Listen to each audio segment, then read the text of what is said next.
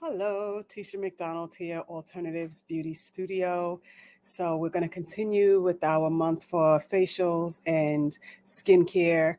Um, Last week, I think we talked about the importance of facials. And this week, I am coming to you with skin conditions and some remedies because some people have skin conditions and they want to know what can they do if they haven't seen a doctor yet or a dermatologist yet or an esthetician yet. They want to know what can I do with my skin and how can I get rid of this or what is used for this. So I'm just going to give maybe four or five of the most common um, questions that estheticians are asked and the skin conditions. Like my brother, for example, he has eczema. He was born with eczema, and eczema is very dry skin. It's a condition that's like when I used to make soap, guys, but I haven't made soap in quite a few years. My children and I used to make soap together. I used to make an oatmeal soap for my brother. And he loved that oatmeal soap, but I no longer make soap. So, but that is good for eczema. But you can be born with it. And what what doctors advise is like an oatmeal soap or like a vino. Um, or if it's really bad or severe, it'll be steroids. And then there's contact dermatitis, which is still a form of eczema, but it is very temporary. So, like, I get contact dermatitis from when dogs lick me. I can't take the licking, the whatever is in the dog's saliva. I can't take that. So I immediately start to break out. My husband's beard, it aggravates me as well. His actually the dog saliva gives me more so hives than eczema, but my husband's beard definitely gives me contact dermatitis, which goes away. It's very temporary. It's just very temporary. It's not something that stays long, and you don't need medicine or anything for that because it's very temporary. Another common skin condition is rosacea. Rosacea is like a pinkish hue on the cheeks, and it's bumps, it's little bumps, but it makes it like a pinkish hue there. And usually women over 30 or so gets rosacea. That is uh, treated with antibiotics. So, yeah, so that's rosacea. That's another one that's common. Um, Let me see, cystic acne. Now we watch, okay, some of us like to watch. I don't mind it. I love it. Dr. Pimple Popper.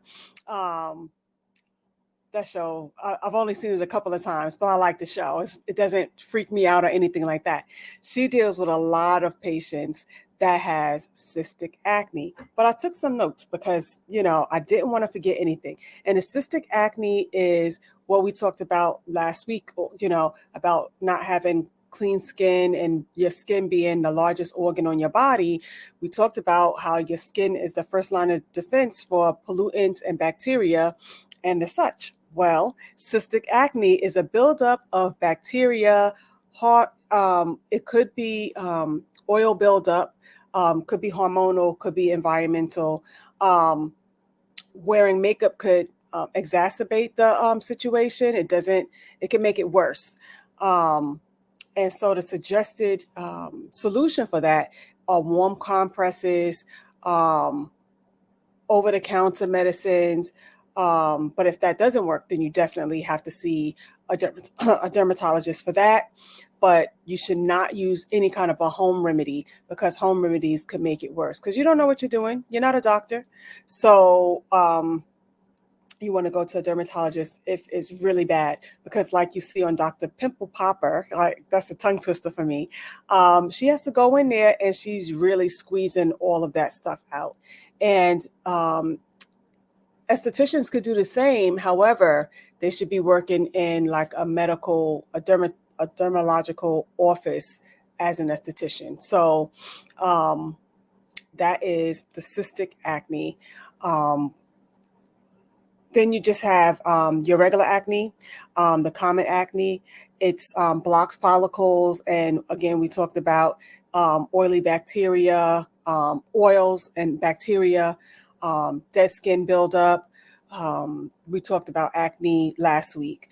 You can see a dermatologist for that, or you can use home remedies for that. It could be hormonal as well, because women, we have our cycle. So you can have acne that just pops up when it's that time of the month for you. So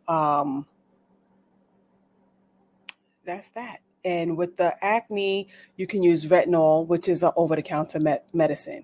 So those were the main issues for skin conditions and the remedies.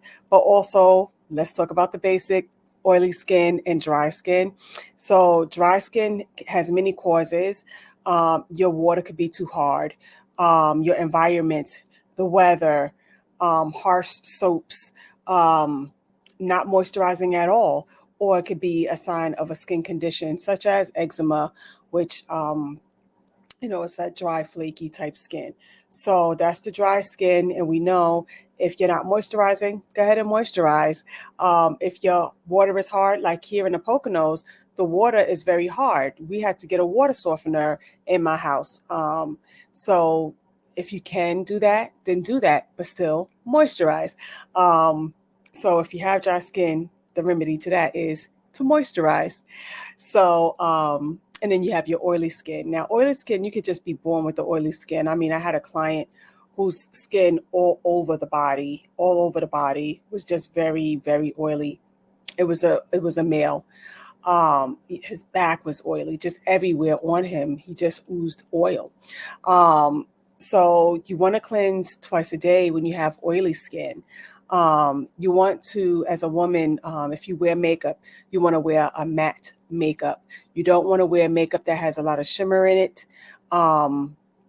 You want to exfoliate. You want to make sure you exfoliate.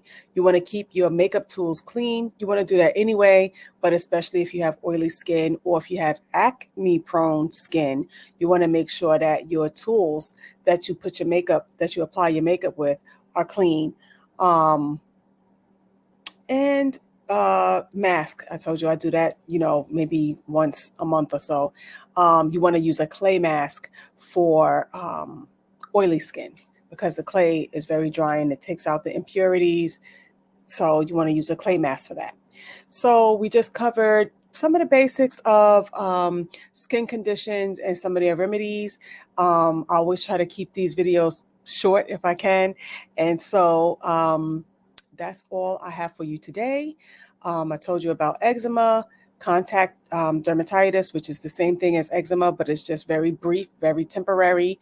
Rosacea, cystic acne, acne itself, then dry skin and oily skin. So next week, I will be coming to you and I will be talking about skincare treatments. So like in school, one of my girlfriends got a chemical peel, and that was just amazing to me at that time. And that was an additional class that I decided to take, was the chemical peel class.